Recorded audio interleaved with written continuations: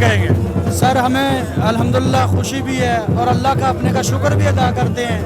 ہمیں اللہ نے عزت دی ہے اس حلقے میں، خان صاحب کی وجہ سے اللہ نے ہمیں عزت دی ہے. اور دوسری بات ہم جو کہنا چاہتے ہیں خان صاحب کے لیے پیغام ہے کہ جب جب آپ بلائیں گے ہمیں انشاءاللہ ہم اسی طرح نکلیں گے. ہم اسی طرح آپ سے پیار کرتے ہیں، ہم کرتے رہیں گے. صرف پیغام یہ ہے خان صاحب خدا رہا ان لوگوں کو اب چھوڑنا نہیں ہے، آپ نے گھبرانا نہیں ہے، اب ان لوگوں کو بھی چھوڑنا نہیں ہے، ان چوروں کو چھوڑنا نہیں ہے.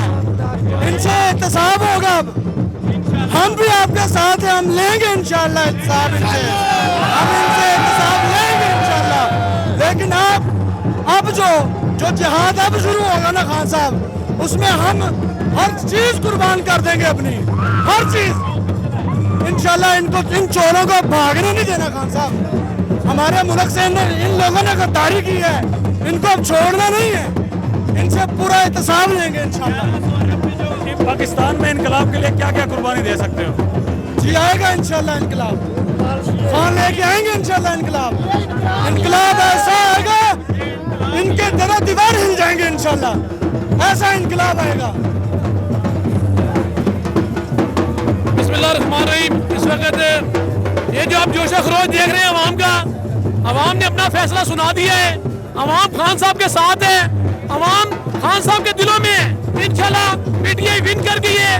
17 سیٹیں ابھی تک جو ہماری معلومات کے مطابق جو آ رہی ہے 17 سیٹیں ہم ون کر چکے ہیں. یہ ساری ہماری ہیں. اگر یہ 3 جیتیں گے نا یہ بھی دھاندلی سے جیتیں گے.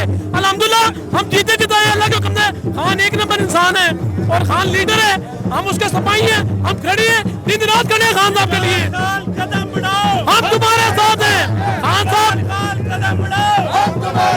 یہ چور گروپ ہے، ڈاکو ہے، قبضہ گروپ ہے، مافی ہے نون لیگ، اور ہم خان صاحب کے ساتھ ہیں. میں سرگودا سے آیا ہوں یہاں پہ الیکشن کے لیے ساتھ دینے کے لیے.